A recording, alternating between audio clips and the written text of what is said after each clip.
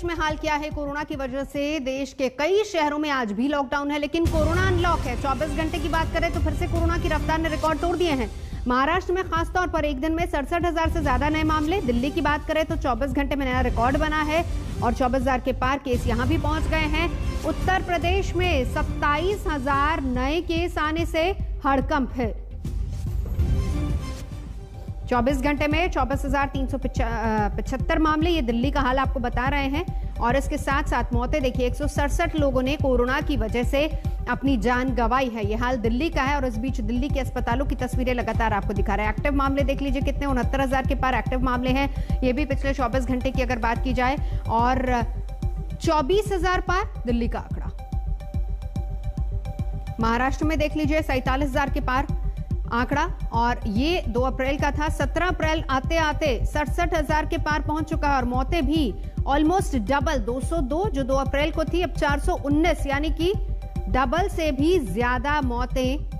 तो 2 महानगर दिल्ली हो या फिर मुंबई या कहें कि महाराष्ट्र, वहां भी हालात लगातार खराब होते जा रहे हैं। दिल्ली का हाल आपके सामने है। हालांकि दिल्ली में मुंबई के मुकाबले ज्यादा लोग अपनी जान गंवा रहे हैं। वहीं पिछले 24 घंटे की अगर बात की जाए, मुंबई और दिल्ली दोनों का हाल बेहाल है। 67,000 पार महाराष्ट्र का ये आंकड़ा पिछले 24 घंटों का। और उत्तर प्रदेश का हाल देखिए, 27,357 नए मामले पिछले 24 घंटे का ये हाल है। दिल्ली में 24,375, यानी यहां भी यूपी दिल्ली से आगे है। कर्नाटक का हाल भी बेहाल है, 17,000 पार। यहां पर भी केसेस लगातार देखे जा रहे हैं बेकाबू। और मध्य प्रदेश में जहां पर 11,269 मामले सामने आए हैं। केरल में 13,000 पार पहुंच चुका है आंकड़ा। फिलहाल यहां रुकेंगे एक ब्रेक के लिए। आज तक पर खबरों का सिलसिला लगातार जारी है, देखते रहिए आज तक। और अब आपको तस्वीर दिखाएंगे छत्तीसगढ़ के रायपुर की, जहां पर एक अस्पताल में भीषण आग लग गई और इस अस्पताल में कोविड के मरीज भर्ती थे। बताया जा रहा है कि अस्पताल के आईसीयू में शॉर्ट सर्किट की वजह से आग लगी है और उसके बाद अफरा तफरी की तस्वीरें। आग से तबाही, नहीं बच पाई जिंदगी। 2 तस्वीरों में देखिए किस तरीके से कोविड मरीज वहां पर भर्ती थे, इलाज उनका चल रहा था। ऐसे में शॉर्ट सर्किट की वजह से 50 मरीजों का इलाज यहां पर चल रहा था। आग लगने के बाद कई मरीज वहां पर फंस गए, उनमें से 5 की जान भी चली गई। शॉर्ट सर्किट की वजह से आग लगी। दूसरे मरीजों को फौरन दूसरे अस्पताल में शिफ्ट किया गया। तो ये तस्वीरें आपको दिखा रहे हैं, 50 मरीज जिनका कोरोना का इलाज यहां पर चल रहा था। फिलहाल यहां रुकेंगे एक ब्रेक के लिए। आज तक पर खबरों का सिलसिला जारी है, देखते रहिए आज तक। नमस्कार, आप देख रहे हैं आज तक। मैं हूं आपके साथ नवजोत रंधावा। बात कोरोना की करेंगे क्योंकि हालात लगातार बिगड़ते जा रहे हैं। देश के कई शहर ऐसे हैं जो लॉक हैं, लेकिन कोरोना अनलॉक है। 24 घंटे का हाल सबसे पहले देख लीजिए क्या है। रिकॉर्ड रफ्तार से कोरोना बढ़ता जा रहा है। महाराष्ट्र पहले नंबर पर है, उत्तर प्रदेश का नंबर दूसरा, दिल्ली का नंबर तीसरा। लेकिन इसमें भी 2 महानगर, अगर दिल्ली और मुंबई को कंपेयर करेंगे तो मुंबई को पीछे छोड़ दिया दिल्ली ने। बहरहाल महाराष्ट्र में एक दिन में 67,000 से ज्यादा नए मामले। दिल्ली की बात करें तो 24,000 से ज्यादा केस सामने आए हैं। 27,000 के पार आंकड़े उत्तर प्रदेश में आज लॉकडाउन है। दिल्ली में भी लॉकडाउन है। चलेंगे सीधा, सुशांत मेरे सहयोगी इस वक्त हमारे साथ जुड़ चुके हैं। 2 दिन की तालाबंदी दिल्ली में, और इसके साथ साथ आज नोएडा, गाजियाबाद जो कि एनसीआर के क्षेत्र में आता है वो भी बंद, यूपी भी पूरी तरह से बंद। सड़कों का हाल क्या है? क्या इस लॉकडाउन का मतलब समझ में आ रहा है? सख्ती के को लेकर जो बैठकें की गई थी, कितना असर दिख रहा है? देखिए नवजोत, सुबह का वक्त है और कनॉट प्लेस की तस्वीरें आपको दिखाना चाहेंगे कि सन्नाटा जो है वो पूरी तरह से पसरा हुआ है सुबह के वक्त। और दिल्ली के अलग अलग इलाकों में यही स्थिति जो है वो फिलहाल नजर आ रही है। आपको तस्वीरें दिखाएंगे, सड़कों पर बैरिकेड है। सुबह के वक्त जो यहाँ पर लोग आते थे मॉर्निंग वॉक करने के लिए, वो यहाँ पर नजर नहीं आ रहे हैं। बाजार के लिए जो यहाँ पर खुलते हैं वो भी पूरी तरह से बंद पड़े हैं। लोग घरों से बाहर नहीं निकल रहे हैं। सरकार की तरफ से जो कहा गया है कि किसी भी तरीके से लोग बाहर ना निकलें, वो अब नज़ारा जो है वो दिल्ली में नजर आ रहा है, ताकि कोरोना का जो संक्रमण है वो लगातार तेजी से बढ़ रहा है। 24,000 का आंकड़ा पार करा। कल दिल्ली के अंदर 167 लोगों ने अपनी जान गंवाई। लगातार स्थिति अगर आप देखेंगे अस्पतालों के अंदर लोगों को बेड की परेशानी हो रही है, ऑक्सीजन सिलेंडर्स जो है वो नहीं मिल पा रहे, लोग काफी ज्यादा परेशान है और ऐसे में सरकार चाहती है कि देखिए सवाल बड़ा ये है कि बार बार अरविंद केजरीवाल का प्रेस कॉन्फ्रेंस करना, बार बार स्वास्थ्य मंत्री का सामने आना, ये कहना कि बेड तो हमारे पास भरपूर है, सुनिश्चित करना कि नहीं बेड की कोई कमी नहीं, बशर्ते लोग चूजी ना हो। लेकिन जो तस्वीरें आती हैं, लंबी कतारों में लोग इंतजार करते हैं अपने परिजनों को लेकर, 24 घंटे 48 घंटे हो जाते हैं, नंबर ही नहीं आता।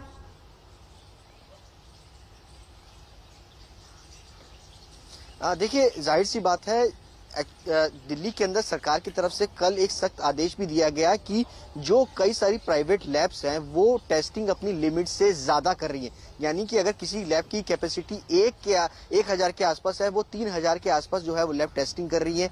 ऐसे में जो लोगों का संक्रमण की रिपोर्ट आनी होती है उसमें 24 घंटे से ज्यादा का वक्त लगता है और ऐसे में लोगों की तबीयत जो है वो ज्यादा बिगड़ती है और उसके बाद वो अस्पतालों की तरफ जब दौड़ते हैं तो उनको बेड की किल्लतों का सामना जो है वो करना पड़ रहा है। दिल्ली के अलग अलग अस्पतालों में बेशक सरकार कहे कि उनके पास 5000 से ज्यादा की बेड्स की अवेलेबिलिटी है, लेकिन दिल्ली की हकीकत कुछ और है। कल जब रात को हमने खुद LNJP दिल्ली का जो सबसे बड़ा कोविड का हॉस्पिटल है उसका जायजा जब लिया तो वहां पर लंबी कतारें जो लैब्स की है, जो एम्बुलेंस की थी वहां पर नजर आई। लोग इंतजार कर रहे हैं कि जब बेड खाली हो तो वह अंदर जाए। लोगों को 6-6, 7-7 घंटे का वेट करना पड़ रहा है। और सबसे बड़ी दूसरी चीज ये है कि दिल्ली के जो बाकी सेवाएं जो हेल्थ इंफ्रास्ट्रक्चर की अगर बात करें तो लोगों को जिनको कैंसर की डिसीज है, जिनको प्रेगनेंसी की डिसीज है, उनको लेकर के अगर उनको इलाज कराने के लिए अस्पताल आना पड़ रहा है तो उनको परेशानी का सामना करना पड़ रहा है कि ज्यादातर अस्पताल जो है वो कोविड में तब्दील है। उनको छोटी मोटी अगर किसी भी प्रकार की कोई दिक्कत आ रही है उनको भी परेशानी का सामना जो है वो मरीजों को करना पड़ रहा है यहाँ पे। सुशांत, मैं लौटी हूँ आपके पास। इस बीच दिल्ली के हालात लगातार सुशांत हमें बता रहे हैं और तस्वीरें भी हम आपको दिखाएंगे, लेकिन हालात वाकई गंभीर हैं और नौबत यहां तक आ गई है कि दिल्ली के मुख्यमंत्री अरविंद केजरीवाल ने अब केंद्र सरकार से मदद की अपील भी की है। तस्वीरें देखिए और समझिए।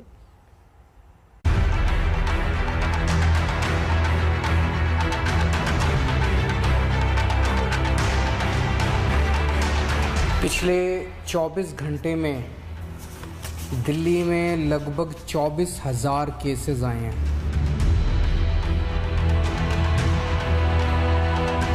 मैंने डॉक्टर हर्षवर्धन साहब से फ़ोन पे बात की और उनसे मैंने निवेदन किया, दिल्ली के अंदर बेड्स की बड़ी मात्रा में कमी हो रही है।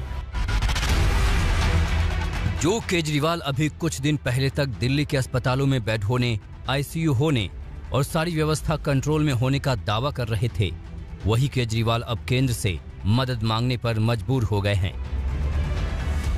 दिल्ली में कोरोना संकट जिस रफ्तार से बढ़ रहा है उसने केजरीवाल सरकार की बेचैनी बढ़ा दी है, क्योंकि यहां एक दिन में कोरोना मरीजों का आंकड़ा अब 24,000 तक पहुंच गया है। पिछले 24 घंटे में दिल्ली में लगभग 24,000 केसेस आए हैं। ये रिपोर्ट थोड़ी देर में अभी जारी होगी, जो डेली बुलेटिन जारी होता है। पिछले 24 घंटे में 24,000 केसेस आए हैं। उसके पिछले 24 घंटे में आए थे 19,500 केस। तो आप देख सकते हो कि एक ही दिन के अंदर केसेस 19,500 से बढ़ के 24,000 हो गए हैं। पॉजिटिविटी रेट 24% से ज़्यादा हो गया है। तो स्थिति काफ़ी गंभीर है। जाहिर है कि महामारी की ऐसी मार से सबसे ज्यादा असर दिल्ली के अस्पतालों पर पड़ रहा है, जहां मरीजों की संख्या दिनों दिन बढ़ती जा रही है और लोग बेड ऑक्सीजन की कमी से जूझ रहे हैं। कोरोना के चलते बिगड़ रहे हालात पर चर्चा के लिए दिल्ली के CM केजरीवाल ने स्वास्थ्य मंत्री सत्येंद्र जैन और तमाम आला अधिकारियों के साथ बैठक की और बैठक के बाद खुद माना कि दिल्ली के अस्पतालों में अब ICU बेड कम पड़ते जा रहे हैं। जिस तेजी के साथ कोरोना बढ़ रहा है, जाहिर है कि एक सीमा के बाहर आके हर हेल्थ सिस्टम की एक सीमा होती है। तो बेड्स बहुत तेजी के साथ, जो ऑक्सीजन बेड्स हैं, जो ICU बेड्स हैं, बहुत तेजी के साथ ख़त्म होते जा रहे हैं।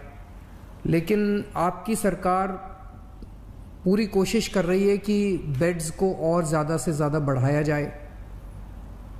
पिछले कुछ दिनों में हमने कई कदम उठाए जिसकी वजह से बेड्स को काफ़ी ज़्यादा बढ़ाया गया और अभी तक दिल्ली में बेड्स की कमी नहीं होने दी गई। अभी भी आने वाले कुछ दिनों के अंदर हमने बेड्स को बढ़ाने के लिए कई कदम उठा रहे हैं। हालांकि दिल्ली सरकार की ओर से भरोसा दिलाया गया कि बेड्स की क्षमता बढ़ाने की लगातार कोशिश की जा रही है। इसके लिए कुछ बैंक्वेट हॉल को भी अस्थायी अस्पताल बनाया गया है, लेकिन इसके बावजूद हालात इतने खराब होते जा रहे हैं कि केंद्र की मदद के बिना सभी मरीजों का इलाज संभव नहीं है। अभी थोड़ी देर पहले मैंने डॉक्टर हर्षवर्धन साहब से फ़ोन पे बात की और उनसे मैंने निवेदन किया, दिल्ली के अंदर बेड्स की बड़ी मात्रा में कमी हो रही है। नवंबर के अंदर जब कोरोना आया था तो 4100 बेड केंद्र सरकार ने हमें मुहैया कराए थे। इस वक्त केवल 1800 बेड दिए हैं, जबकि ये वाली वेव पिछले वाली वेव से 3 गुना ज़्यादा घातक, अभी तक उसमें 8500 केस पीक पे आए थे, हम 24000 पे पहुंच चुके हैं। तो उनसे मैंने निवेदन किया, दिल्ली केंद्र सरकार के लगभग 10,000 बेड्स हैं दिल्ली में, इसमें से कम 50% बेड्स कोरोना के लिए रिजर्व किए जाएं। दिल्ली में कोरोना की बढ़ती रफ्तार अब डराने लगी है। राजधानी की सड़कों पर पसरा सन्नाटा इसी डर का ही नतीजा है। कोरोना के केस बढ़ने के बाद दिल्ली फिर 2 दिनों के लिए तालेबंदी में जकड़ गई। शुक्रवार रात से यहां 2 दिनों का लॉकडाउन लगाया गया है। मकसद यही है कि किसी भी तरह से कोरोना के बढ़ते मामलों पर काबू पाया जा सके। लेकिन दूसरी लहर में कोरोना जिस रफ्तार से राजधानी दिल्ली को अपनी चपेट में ले रहा है, उस पर काबू पाने के लिए और भी सख्त कदम उठाने पड़ सकते हैं। ब्यूरो रिपोर्ट आज तक।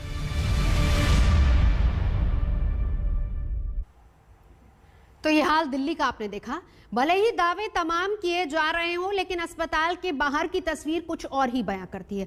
और ऐसे में देखिए, सबसे बुरा हाल जब आप देखेंगे देश के तमाम आंकड़ों की तरफ अगर आप नजर डालेंगे तो हाल क्या है वो हम आपको यहां पर दिखाते हैं। कोरोना की वजह से किस कदर हाल बेहाल है और देश में मामले लगातार बढ़ते जा रहे हैं। और ऐसे में आपको हम देश का ग्राफ दिखाते हैं। इस ग्राफ में आप नजर दौड़ाइए जरा। सितंबर 2020 की अगर हम बात करें तो पीक पर, सितंबर अक्टूबर में पीक पर था। और अगर इस बार की बात करें, और ये हाल तब है जब हमारे पास वैक्सीन है, जब हमने कंट्रोल कर लिया था कोरोना पर। और ऐसे में अप्रैल में देखिए ग्राफ, यानी पिछले साल सितंबर अक्टूबर को भी पीछे छोड़कर इस बार अप्रैल में ग्राफ कहां तक चला गया। ऐसे में जरा हॉटस्पॉट्स भी आपको दिखा देते हैं, और वो तो और भी ज्यादा डराते हैं। ऐसा लग रहा है कि मानो होड़ सी लगी है कि कौन सा राज्य आगे और कौन सा पीछे। देखिए, महाराष्ट्र अभी भी सबसे ज्यादा आंकड़े महाराष्ट्र में है, सबसे पहले नंबर पर। उत्तर प्रदेश में हाल उतना बुरा नहीं था, लेकिन कम से कम ये तस्वीर दिखा रही है कि उत्तर प्रदेश दूसरे और फिर तीसरे नंबर पर दिल्ली है। अब महाराष्ट्र का हाल क्या है? हालांकि वहां पर भी तालाबंदी है, लेकिन कोरोना ताले में बंद नहीं है। लेकिन सख्ती का कितना असर है देखिए जरा।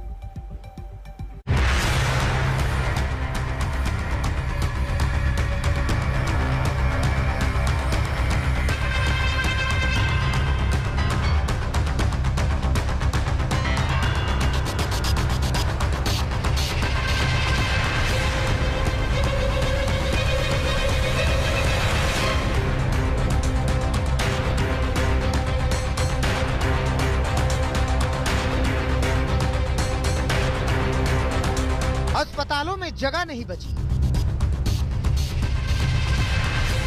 दवाइयों का अकाल पड़ गया है, ऑक्सीजन खत्म हो रही है, हालात बिगड़ते जा रहे हैं। मौत के मुहाने पर खड़ा है महाराष्ट्र, तड़पता हुआ, कराहता हुआ, चीखता हुआ और एक एक सांस को गिनता हुआ। महाराष्ट्र में कोरोना से हालात खराब, बहुत खराब हो गए हैं। 17 अप्रैल को महाराष्ट्र में 67,130 नए केस सामने आए। 24 घंटे के अंदर पूरे महाराष्ट्र में 419 लोगों ने कोविड से दम तोड़ दिया। सबसे बुरी स्थिति पुणे, नागपुर और मुंबई की है। मुंबई में पिछले 24 घंटे में 8,834 नए केस सामने आए हैं, जबकि 24 घंटे के भीतर मुंबई में कोरोना से 52 लोगों ने दम तोड़ दिया। हालात बिगड़ते जा रहे हैं, इसीलिए मुंबई की मेयर कह रही हैं कि सरकार महाराष्ट्र में संपूर्ण लॉकडाउन लगाने पर विचार कर रही है। अभी मुझे लगता है ये सब हालत देखते हुए मुख्यमंत्री सबके साथ वापस बात करके पूरा लॉकडाउन लगाना चाहेंगे, क्योंकि मेरा कहना है लगना चाहिए। जीवन रक्षक दवाई रेमडेसिविर के लिए महाराष्ट्र में दुकानों के बाहर लोगों की कतारें हैं। रेमडेसिविर मिल नहीं रहा। महाराष्ट्र सरकार आरोप लगा रही है कि केंद्र सरकार ने कंपनियों को मना कर दिया है कि रेमडेसिविर महाराष्ट्र सरकार को सीधे न दिया जाए। केंद्र की सरकार ने कहा कि आप महाराष्ट्र सरकार को सीधे देंगे तो आप पे कार्रवाई होगी। हमें लगता है ये रवैया घातक है। देश में लोग दवा बिना मर रहे हैं। 20 लाख इंजेक्शन एक्सपोर्ट नहीं हो सकते, कोई पॉलिसी सरकार नहीं बना पा रही है। महाराष्ट्र सरकार खरीदना चाहती है तो बेचने वालों को रोका जा रहा है। हमें लगता है ये कौन सा रवैया केंद्र की सरकार अपना रही है।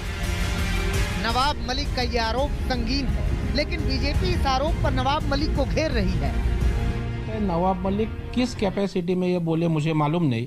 उनके हाथ में केंद्र का कुछ आदेश ऐसा है क्या, कौन बोले उसका रेफरेंस है क्या? मुझे लगता है ऐसा कुछ प्रूफ रह के बोलेंगे तो उस बोलने में कुछ दम रहता है।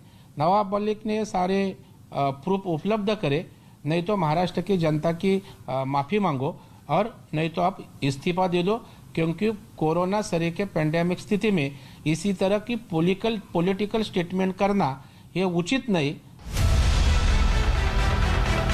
महाराष्ट्र में ऑक्सीजन की भारी किल्लत है। महाराष्ट्र सरकार की ओर से कहा गया है कि 1200 से 1500 मैट्रिक टन ऑक्सीजन चाहिए। इस बाबत महाराष्ट्र के मुख्यमंत्री उद्धव ठाकरे पीएम मोदी से बात करना चाहते थे, लेकिन आरोप ये है कि पीएमओ से कहा गया कि पीएम बंगाल की रैलियों में व्यस्त हैं, लिहाजा बात नहीं हो सकती। ऑक्सीजन की कमी है महाराष्ट्र में। जो स्टील प्लांट है उनकी प्रोडक्शन कम करके वहां से सप्लाई किस तरह से जल्द पहुंचाया जा सकता है, एक विषय वो है। दूसरा, जो एक्सपोर्ट के लिए रेमडेसिविर बनाई गई थी उसे महाराष्ट्र में और अन्य राज्यों में बेचने की परमिशन दी जाए। ये दो विषयों पे मुख्यमंत्री महोदय प्रधानमंत्री जी से बात करना चाहते थे और प्रधानमंत्री जी बंगाल के दौरे में ऐसे जवाब मुख्यमंत्री जी को दिया जा रहा है। राजनीति अपनी जगह है, लेकिन सच्चाई ये है कि महाराष्ट्र में स्थितियां बिगड़ गई हैं। चीजें हाथ से छूट रही हैं, लोगों का भरोसा टूट रहा है, अपने साथ छोड़ रहे हैं। ऐसे माहौल में कुछ ट्रस्ट, कुछ एनजीओ ने मदद का हाथ बढ़ाया है। ये एनजीओ ऑक्सीजन के 50 सिलेंडर जरूरतमंदों तक पहुंचा रहे हैं। हमें बहुत तकलीफ के साथ में मिले हैं सिलेंडर्स, और जो कि 50 ही मिल पाए हैं, और 50 की और हमारी कोशिश जारी है। बल्कि हम ये कोशिश करेंगे कि जितने ज़्यादा से ज़्यादा हम पेशेंट को देख सके और जितने ज़्यादा से ज़्यादा ज़रूरतमंदों तक पहुंच सके, हम ये पूरी कोशिश करेंगे। और अभी फ़िलहाल जो हालत चल रही है कि हॉस्पिटल्स में भी ऑक्सीजन नहीं मिल रहा है। पूरे महाराष्ट्र में प्रलय सा माहौल है। आंशिक लॉकडाउन तो लगा है, मगर लोग कहीं कहीं बेपरवाह अब भी नजर आते हैं। सबको याद रखना चाहिए कि इस बार कोरोना की रफ्तार पहले से तेज और पहले से भयानक है। लिहाजा अपनी सुरक्षा का सबसे बड़ा हथियार यही है कि आप बिना वजह घर से बाहर न निकलिए। 2 गज की दूरी और मास्क के अलावा कोरोना के नियमों का सख्ती से पालन कीजिए, ताकि हारे कोरोना जीते जिंदगी। मुंबई से साहिल जोशी और पंकज उपाध्याय के साथ आज तक ब्यूरो। तो आंकड़े डरा रहे हैं, हालात खराब है। ऐसे में सबसे बड़ी एहतियात कि आप सिर्फ अपना ख्याल रखिए। रुकेंगे एक ब्रेक के लिए, देखते रहिए आज तक। और इस बीच एक बड़ी खबर, लगातार मामले कोरोना के बढ़ते जा रहे हैं और अब दिल्ली सरकार की तरफ से यह ऐलान किया गया है कि जो भी लोग कुंभ से वापस आ रहे हैं उनको होम क्वारंटीन रहना होगा। तो कुंभ से दिल्ली आने वालों को होम क्वारंटीन रहना होगा। दिल्ली डिजास्टर मैनेजमेंट अथॉरिटी ने फैसला लिया है लगातार दिल्ली में मामले बढ़ते जा रहे हैं, संक्रमण बेकाबू होता जा रहा है, लॉकडाउन वीकेंड में लग चुका है। लेकिन ऐसे में कुंभ से अगर कोई आ रहा है, क्योंकि कुंभ में भी कोरोना विस्फोट देखा गया है और इसीलिए पहले कुंभ समापन हो रहा है, तो ऐसे में जो भी कुंभ से लौट रहा है उनको 14 दिन का होम क्वारंटीन अनिवार्य होगा। फिलहाल यहां रुकेंगे एक ब्रेक के लिए। आज तक पर खबरों का सिलसिला लगातार जारी है, देखते रहिए आज तक।